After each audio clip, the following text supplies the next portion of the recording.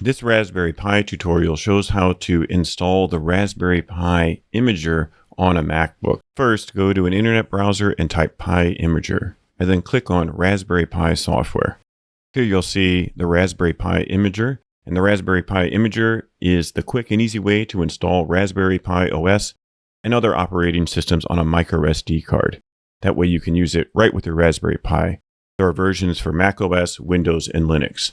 Download the proper version for your operating system. I'm going to click Download for Mac. This will download the Raspberry Pi Imager disk image. Once it's downloaded, then open up that disk image. To install the Raspberry Pi Imager app into your application, simply drag it to your Applications folder.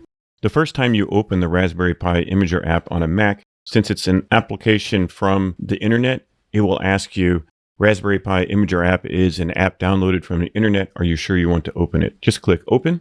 And now you're ready to use the Raspberry Pi Imager app. Hopefully this helps you install the Raspberry Pi Imager app on macOS.